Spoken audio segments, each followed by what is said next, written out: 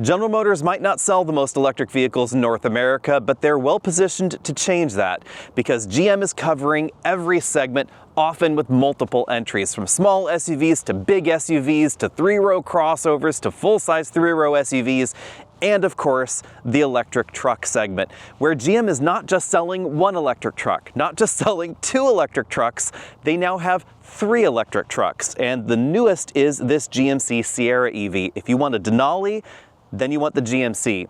If you want the work truck, you're gonna find that in the Chevy lineup. If you want the sport truck, you're gonna find that in the Chevy lineup, and of course the GMC lineup as well, because there is the Hummer truck sold right alongside this one at your GMC dealer. Let's take a look at the newest GM electric truck and talk about why you might want to get this over the competition, or why you might want to get this over one of GM's other electric trucks.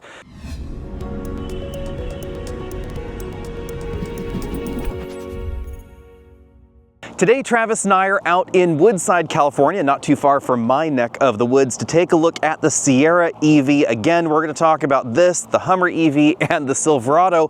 The first thing we should talk about, though, I guess, is the design, because this doesn't exactly look like a Silverado, nor does it look like a regular Sierra.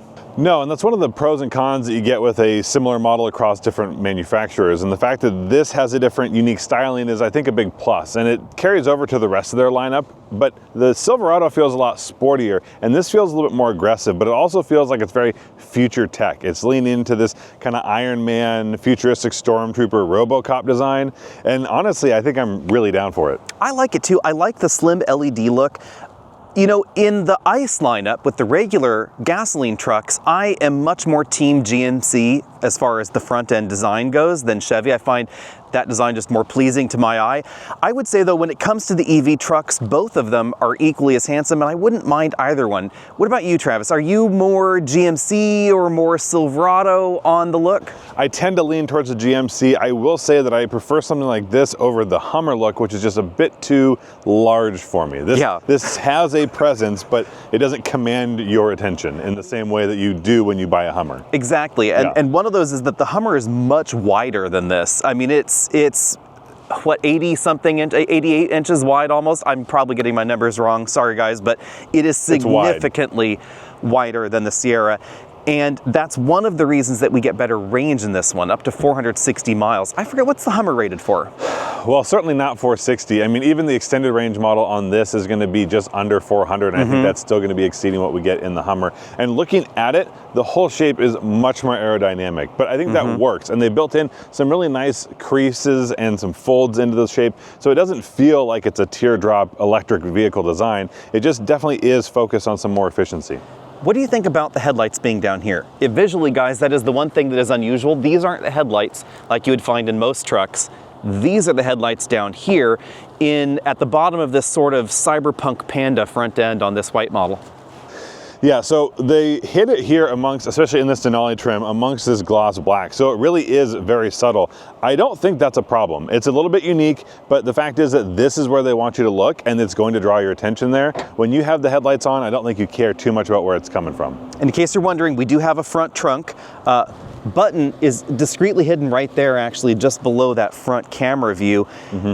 And that means, of course, we have the fake grille, but I really love the fact that this opens like this instead of the Rivian, where it opens just like a 1970s car trunk, where you have to lift your stuff up and into it. Yeah. This is definitely my preference, but the front trunk is not as big as the one in the Lightning. Now, speaking of Lightning, we should talk about the Lightning and the upcoming Ram electric trucks, because we're gonna get a lot of electric trucks in America very shortly. Yeah. This is a very different kind of truck than we find from the other established car companies because it's a unibody truck. Yeah, and some people are going to have really strong feelings about that, and honestly, I'm probably not one of them, especially when you look at the packaging on this, because they've made the most of that unibody design, really taking advantage of some of the strengths of it. And I also think they've done it in a pretty subtle way, because one of the big telltale signs that it's unibody is that we don't have a separation here from the bed of the truck. Normally those are two separate pieces. Here it's really well integrated. Previously, and there are a few unibody trucks on the market where this is a little bit more obvious, and maybe it's just this white color, but I think it's really well integrated. So this feels just as regular truck as your regular Sierra. Yeah, and I will caution this by saying, General Motors dislikes the unibody name, and they're really opinionated on that one. They're like, it is a body frame integrated, dedicated truck platform thing, which means unibody, because there is no frame to remove from the body, therefore unibody. But it's not really a problem at all, because of course we have the off-road capability baked into this platform, as you can see in the Hummer SUV and the Hummer truck. Big wheels and big tires. These are 275 50 R24s. And of course we have an adaptive air suspension because we have an absolutely enormous battery pack. It's over 200 kilowatt hours in capacity, and it occupies basically this entire area. It actually goes all the way up to some part of that door. So if I open here, you can probably see the sill there. So the battery, it's actually starting right about there, and the vehicle goes all the way down to there. And they're breaking up some of that visual mass with the running board, which I am surprised is not electric. So Travis, let's talk about what makes the Sierra EV tick. Well, there's a lot of numbers going on with this truck, but the biggest ones, and the ones I think most people are interested in, are horsepower and torque, and they are large. 760 horsepower, 785 pound-feet of torque, and that's all going to be paired with, on this max battery, up to 460 miles of total driving range. So we are getting a lot out of this machine. And we should talk about that max pack, because we don't know the exact capacity. It's likely around 212 kilowatt hours of total capacity. Sounds like about 205 kilowatt hours usable, but that smaller battery pack, that's a bit more of a mystery. Right, at the moment we know that the rated range is going to be about 390, but we don't have the actual size number, either gross or usable. So we're waiting to get on that one, but still 390 miles is a lot to get out of a big truck like this, especially one with so much power. Now to get that power, you do have to click the Thor's hammer. It's the instant power mode. So I don't mind that that's not always on tap, but it's still going to be enough, and it's still going to be able to take you and whatever you have or hauling or are towing wherever you need to go. And let's go back here, because this is where we find the charge port on the driver's side rear. My least favorite location, interestingly, because if you are trying to curbside charge your truck, especially given the width of this truck, it means your charge cable is going to be hanging out there into traffic. And curbside charging is coming to America, folks. We're starting to see more and more of that. GM says charge rate here is 350 kilowatts thanks to the 800 volt quote-unquote native design of the vehicle.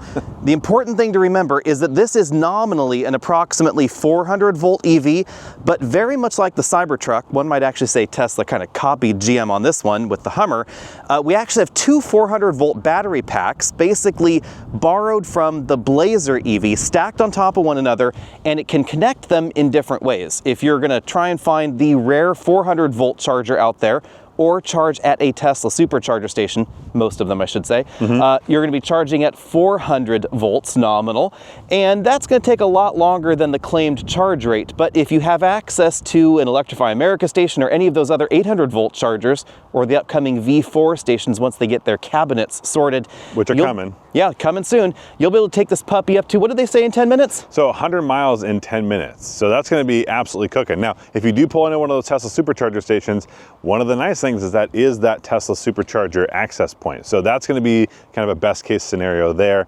And for now, we're only getting the CCS combo plug. Moving over to NACS J3400, no information at this time. So Travis, GMC says this has the biggest bed in any electric truck. They do, and I was just back here and it didn't seem particularly large, just under 6 feet with the tailgate up. But if you put the tailgate down and use the Pro multi-tailgate here, we get more space, probably about 1.5 feet, maybe 2. But we were also told it can do almost 11 feet of cargo here in the bed, and for that, we need some major changes here. Yeah, we need that Midgate to come into action, which is totally cool. It's a Chevy Avalanche style Midgate. Of course, you can get that on the Silverado and the Sierra EV. And Chevy says, what, 10 foot, 10 inches can fit in here? I think that's right. And to make that happen, obviously we've got to open this thing all the way up. So Alex, can you take us through and show us what it takes to get that Midgate opened up? Yeah, let's check out the Midgate truck origami here. I'll take my phone out of my pocket so I don't sit on that. Let's see how quickly we can go. So let's see, one. So first thing first, we get our seat cushions forward, then we go headrests down, and then fold our seat backs down. Now you do want to make sure you get your shoulder belts out of the way. There are a couple different ways to do that, but there's a nice convenient spot there. Little docking ports. We discovered this is essential because otherwise they will get trapped behind the Midgate. and then you may not be able to open and close the midgate easily. It turns out alignment here is really important to keep everything in place, and that makes perfect sense. Now, next step is going for the glass, which we don't have to, but we're going to take it out for this time. And I was absolutely not pausing to catch my breath. So we do that, and then the glass kind of goes there-ish. Yep, it goes there and only there. There alignment we go. is the issue. Click.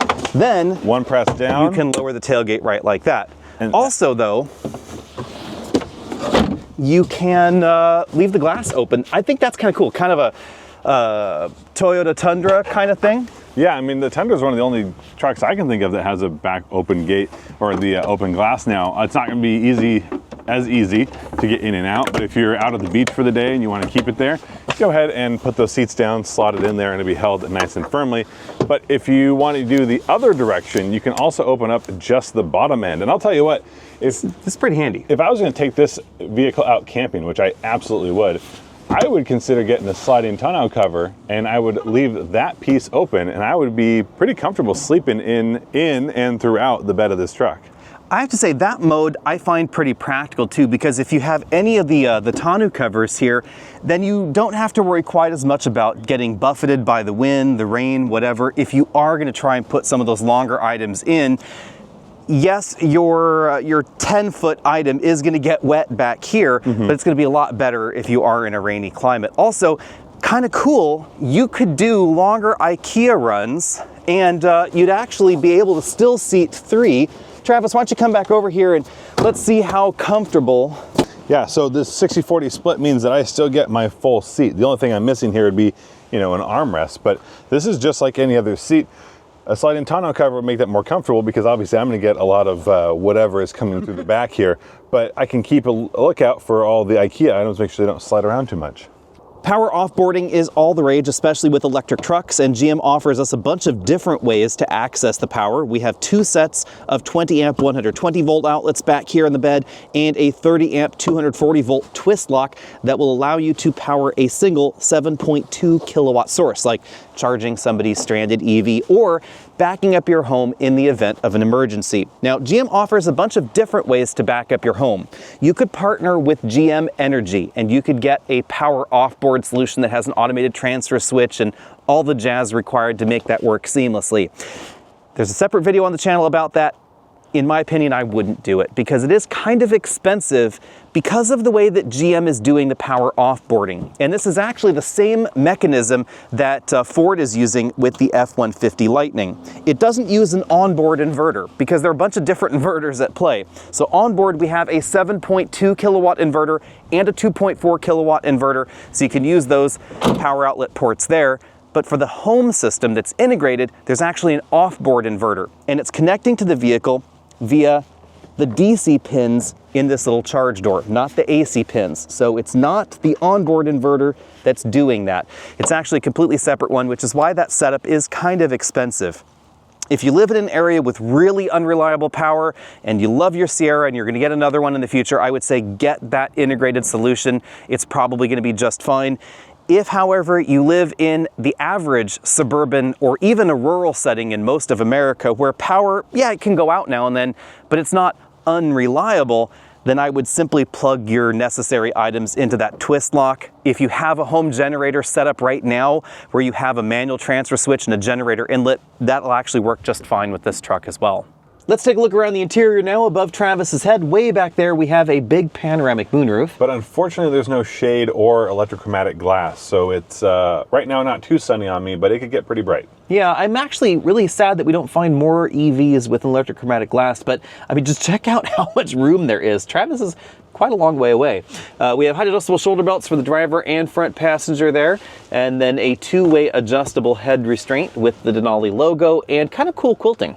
Yeah, and the nice thing is that carries through to the back seats as well. Yeah, so the back seats are it's not a bad place to spend your time. Lots of headroom, as you can, again, see back there. But how close is your head to those things that latch that rear window in place? So if I put my head back, my head is in the roof here. If I sit more normally, slightly forward, I'm pretty good. But I think this is going to be infringing on that headroom just a little bit. Yeah, definitely something to keep there in mind if you're considering one of these.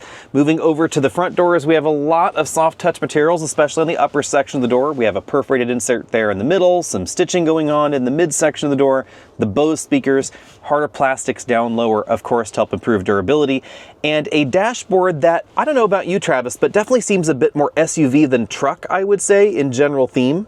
I can see that. Overall, it's a nice, attractive theme. I really appreciate the open pore wood. I love that part. The coloring on it, it's just a really nice accent because there's some subtlety to it, and that's a bit luxurious subtlety, which is definitely what I prefer. Yeah, and obviously you're not going to find this in the non-Denali trim. We have really slim air vents there. This is probably what gives me the SUV vibe the most, and the fact that we have only one glove compartment. It is right down here, and it's pretty small, so you wouldn't be able to fit a larger tablet computer inside. But speaking of tablet computers, boy howdy, do we have a big one integrated into the dash. Just check that out. What is that, 17 inches as I recall? Just over, yeah. Yeah, and it is running, of course, the native Google operating system inside, Android basically, but we don't get Apple CarPlay. So if you're streaming media off your device, you have that little audio section right there. You can, of course, switch what you want in each of these little quadrants. If you'd rather have the drive mode selector, or you'd rather have the Google Assistant, tire pressure, trailering, trip information, etc. All of that is configurable in the system. I love the native Google integration, and I love the full screen Google mapping interface. It is worth noting that unlike some vehicles with built-in Google, we don't have any satellite imagery. And that's perhaps one of the big differences between this implementation and what we find in Volvos and Polestars. I'm not sure if that's a licensing deal or they just don't want to have as much data running across the cellular connection, but we don't find that particular feature in this system. You can, however, download apps on the Play Store. So this is definitely one thing that helps compensate a bit for the lack of CarPlay or Android Auto projection, is that you can download things like Waze and have that running native on the system. However, you should know that Waze does not function the exact same way in this system as it does in CarPlay or Android Auto. I think that is one misstep, and I would love to see GM change their course on this. They just don't seem interested because it just gives the customer less choice to not offer smartphone projection in addition to what we see here. Over on this control section here, you can see we can turn the rear steering on or off, engage the crab walk mode. Lots of cool animations in this system.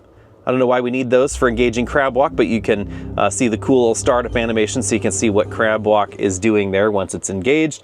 Of course, on the screen, this is the only place you're going to find the headlight controls for the vehicle.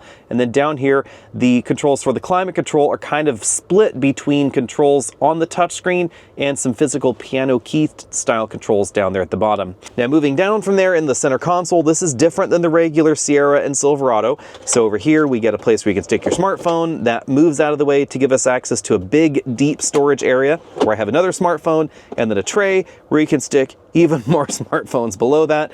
The cup holders, those move out of the way as you saw there. And then under the center console, we have a big storage well where apparently I have a shirt and some other things going on there. USB interface port there, and the cup holders will go back to that area, but they don't come out of the vehicle.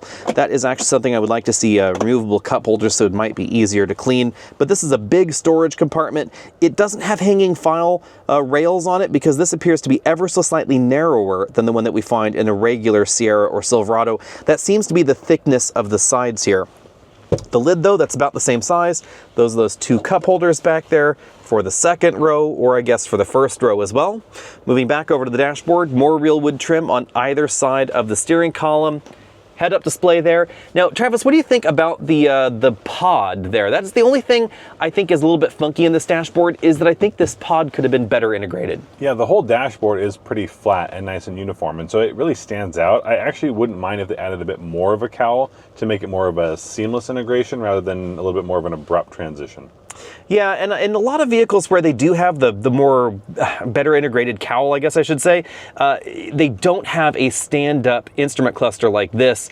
But that does make the dashboard look a little bulkier. Do you mind the sort of tablet look that we find with this LCD cluster? No, I actually really like that driver display. I like it being a little bit lower profile. Obviously, we have a lot of screen real estate in this truck, so I don't mind that being a little bit smaller, especially when you can put things like your maps and navigation directly in front of you.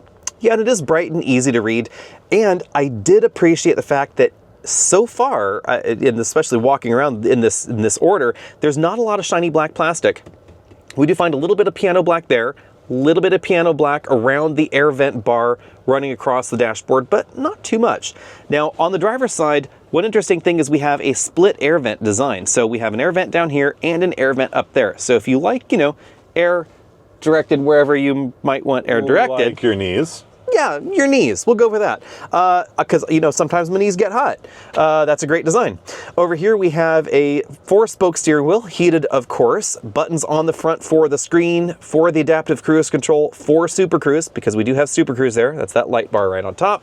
And then on the back, we have volume up, down buttons, track forward, backward buttons, and a regenerative brake paddle. This is not simply on and off. The harder you pull it, the more regen you get. That's kind of a cool touch. Then on this side, we have the button for the adaptive height air suspension, the lane keeping, the frunk, the rear rear tailgate, dimmer switch there. That is not in the software. I am kind of surprised we don't have a headlight control, but we do have a dimmer switch.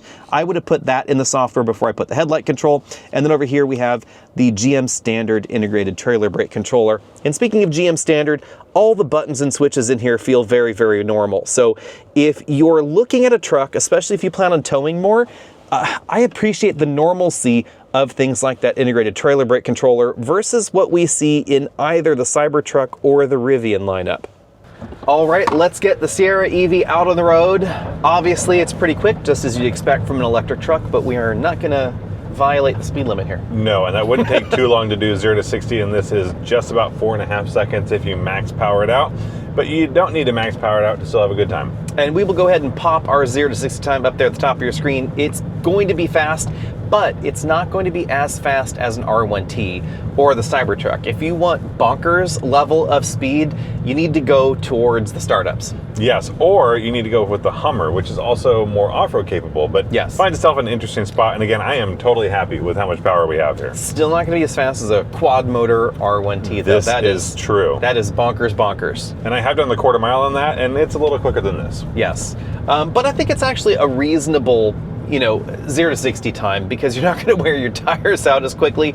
And although it is certainly the party piece, to be honest, when we had an R1T, I did that 0 to 60 fast launch maybe about 4 times on my own, just because it was so fun. Yeah. And the rest of the time, I did it probably another 10 more times, but it was always with people that wanted to see it. It was always like, show me.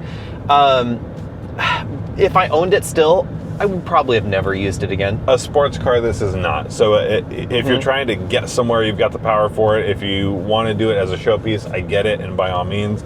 But yeah, I don't think many people are getting this for the maximum performance. So the fact that it only has 760 horsepower versus some 1,000 horsepower, I think is reasonable. Yeah, and that's because this was designed to do regular truck things, which I think it does pretty well, and in some ways a little bit better, and in some ways a little bit worse than the regular gasoline truck.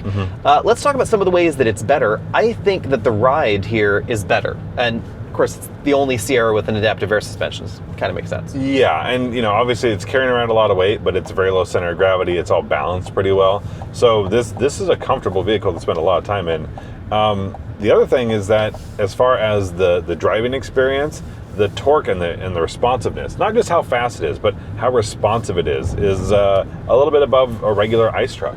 Yeah, as far as that weight, there's no disguising it. It's a big boy. Oh yeah. And you will feel that.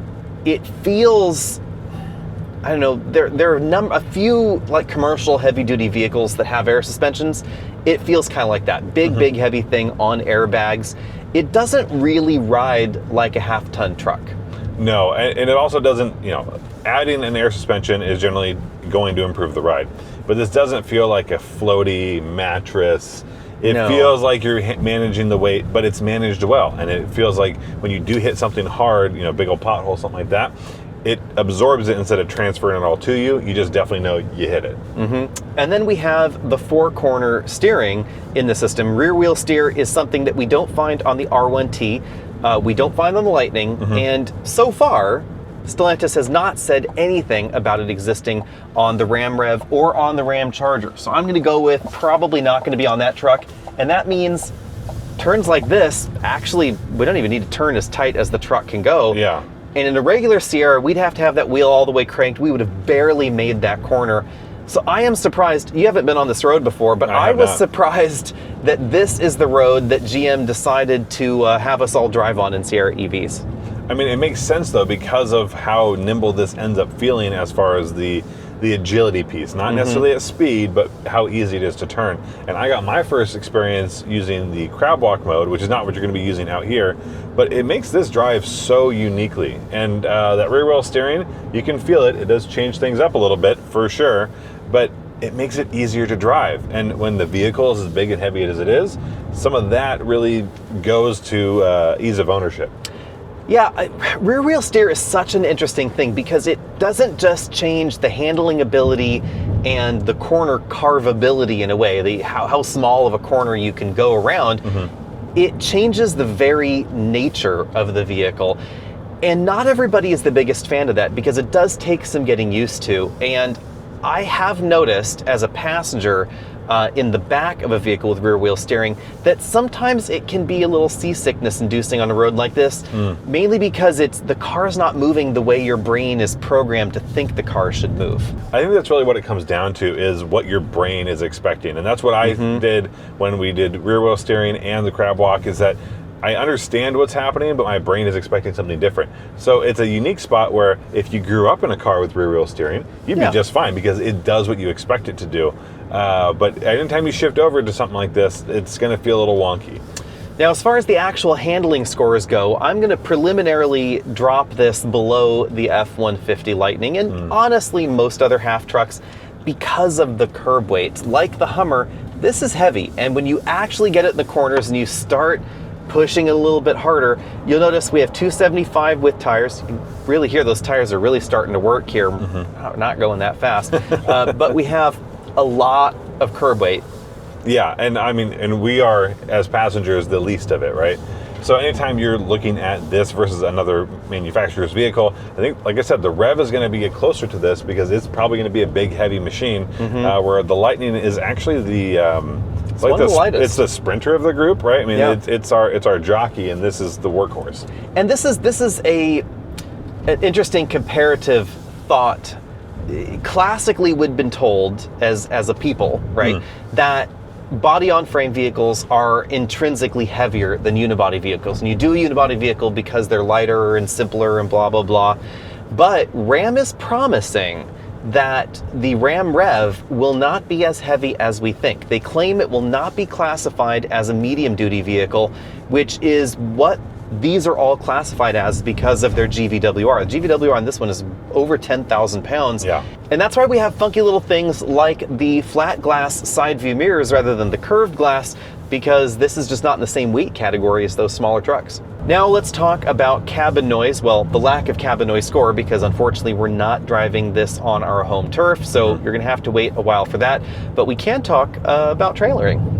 Now, GM is making a big deal about the trailering capabilities in the new Sierra EV, but as always, keep in mind, aerodynamics are going to be the biggest thing that affect range, and that means when they're talking about towing 10,000 pounds, some people may find that impressive.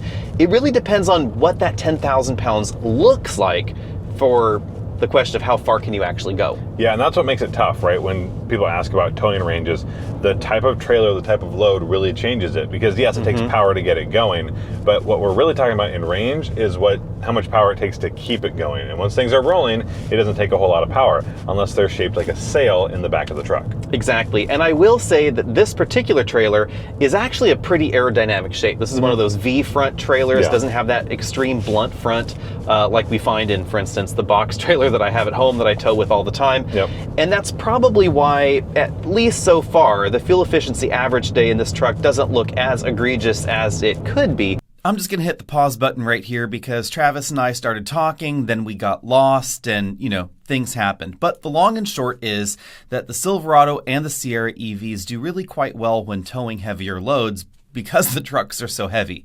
So unlike a lot of half-ton trucks, especially some of the lighter half-ton trucks, You can actually pull really heavy loads without even knowing anything is going on back there in the rear.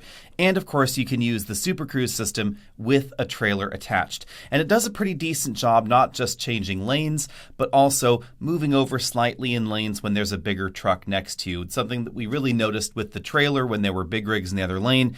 It does a really decent job. It's one of the few driver assistance systems that feels really confidence inspiring. It doesn't feel weird out there on the highway, as long as the highway is Super Cruise enabled, of course. Now, as far as towing efficiency goes, we averaged 1 to 1.1 mile per kilowatt hour during the time that the trailer was connected to the vehicle. It was a route of about 30 miles or so. It did involve some elevation change, some sloping hills, etc., but we returned to the same start point. That means in real-world driving, especially when speeds are low, keep that in mind. Towing speeds in California are mandated at 55 miles an hour, although we went just a little bit faster than that.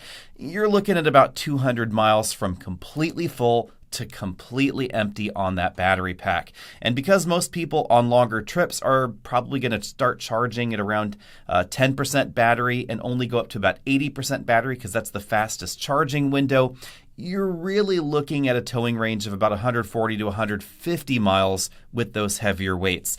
But again, remember, aerodynamics is a huge, huge factor. So if you're towing a flatbed trailer, it's probably going to be an awful lot longer range than that. If you're carrying something that's very boxy, like a horse trailer or a big box trailer, it's going to be down there around that 1 mile per kilowatt hour mark. Now, without the trailer connected to the back, over the last 837 miles, this vehicle has been averaging 1.7 miles per kilowatt hour.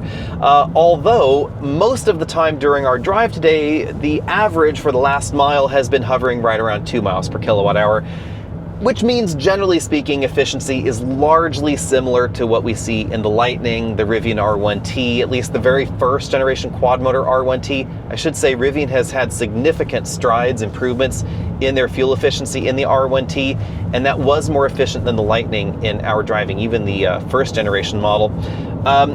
So in order to get 400 miles out of this battery, you need to drive this like a normal person would. In order to get 460 miles out of the battery, you do have to start getting gentle. Yeah, it's going to be a turtle pace to eke out the extra miles per kilowatt hour, and that's probably not the most enjoyable way to do it, but that's what we get when our rating system doesn't give you a really accurate number. So the manufacturer's just working with what they have, but 460, again, all things considered, is still an enormous driving range. So bottom line, out on the road, at least for the moment, the Sierra EV is basically what you'd expect out of an approximately 9,000 pound half-ton truck. By the time you get everything in here, the gear, the max payload, a trailer on the back, we're talking about a pretty heavy vehicle, and there's certainly going to be pros and cons to that. And I would expect next generation GM electric trucks to be lighter than this in the future. At the moment, though, you do have some decisions to make if you're shopping for an electric truck. And are those decisions based on range and capability? Are they based on efficiency? Are they based on design? Do you just really want to have that really angular Cybertruck? You have a decent amount of choices, and it's going to just be more choices from here because we're going to find even more trucks coming soon.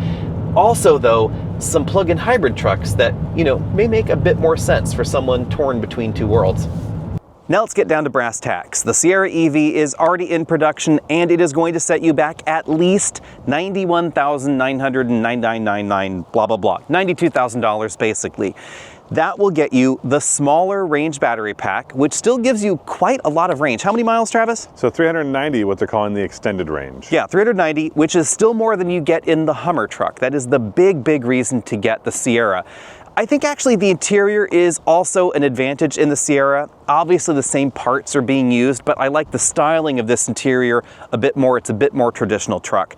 Now, if you want 460 miles of range, then you want the Max Pack. I do find it kind of funny that they're using the same terminology that we find in the Rivian lineup. Max range, Max not Max range. Pack. Ah, okay, Max range. All the difference in the world there. But range max versus to pack. the max. Yes, the max to the max. And in a way, that is the description of the Sierra. This is max to the max. Now, what do you think, Travis? Would you get this or would you get a Rivian? The Rivian is quite a bit smaller. The Rivian is quite a bit smaller. It's going to have a lot of the same, on paper capabilities, but I think I would tend to go towards the Rivian. And honestly, it comes down to size. I don't need nearly as big of a truck. I can get a lot of the same towing capacity, not necessarily the same payload. I won't have the same interior space, but I am able to get it a lot less expensive than this, well, at least at the moment that this starts. But even on a less expensive model, that Rivian's still gonna be more accessible. That's true. It's also going to be a little bit easier to park and a little bit lighter as well. And a little bit quicker if that's what's important to you. If you want to lean towards the sport truck, that Rivian will go quicker 0 to 60 than this will. Yeah, because we have that absolutely bonkers quad motor model. It is going to be, more efficient, I think, is the big thing for most people. It's not going to charge as quickly, though. No, and it's also going to feel more separate from the rest of a traditional truck experience. It's going to lean towards the more Tesla oriented than the traditional Sierra, because if you hop from one to the other, they're going to feel pretty close. And if you jump into a Rivian, it feels like a totally different ownership experience. So let us all know down there in the comment section below, are you interested in something like this? Are you waiting for the new Ram truck? The Ram truck's design fundamentally is going to be more similar to what we find in the Ford lineup, with the Lightning being kind of a dual purpose platform, I guess I should say. But this is GM's re-envisioning of their entire lineup, because unlike other car companies where they have a selection of converted vehicles and dual platform, multi-platform vehicles, GM is all in on electrification, giving us interpretations or versions of their other vehicles. How do you think about that philosophy? I think this is an unabashedly electric truck, but it's not one that screams, I'm electric and I'm going against the grain. It just says, hey, this is what I am. And I think it's done a really good job of blending those two worlds. So it's not vulgar in its difference, it's just embracing it. Yeah, it is interesting, and this is part of why I said at the beginning of the video that GM is perhaps being the most aggressive of any car company out there, because they didn't create an Equinox that was gasoline and electric. They created an electric Equinox, and they created a gasoline Equinox. They created an electric Blazer and a gasoline Blazer. And in the truck lineup and their SUV lineup, we're seeing the exact same thing. There is a brand new Sierra 1500 that's 100% electric, 100% gas as well.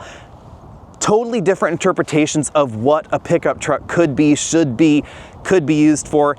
And I think that does give some flexibility, because they can give us obviously a very usable truck, but one that's been tuned towards the practical desires of an electric owner versus maybe what someone is shopping for in a gasoline truck. It's sort of, if you want the electric one, there's that. If you want the gasoline one, there's that for you. And that's the biggest thing for me, is the choice that GM is offering, except for the choice of Apple CarPlay. And I will leave you all on that thought. Let us know what you think about that down there in the comments section as well. In the meantime, be sure and find us over at Facebook, Twitter, the X's, the Blue Skies, all of the various things, the Threads, the Instagrams. I'm sure I've forgotten some of them. And of course, check out our podcast. Remember that you can always send us questions and comments that will be included in our podcast. We are going to be doing an in-depth look at reliability and what that means to customers. So be sure and sound off with your reliability horror stories, love stories, whatever you want to tell us about reliability, or honestly, questions about new vehicle reliability. You can send us a voice memo to hey@autobuyersguide.com, or better yet, you can call that number down there at the bottom of your screen and you can leave us a voice message. You can also use your favorite file transfer service to send us a video recording of you asking the question, because those may be included in future videos coming up soon. See all of you later.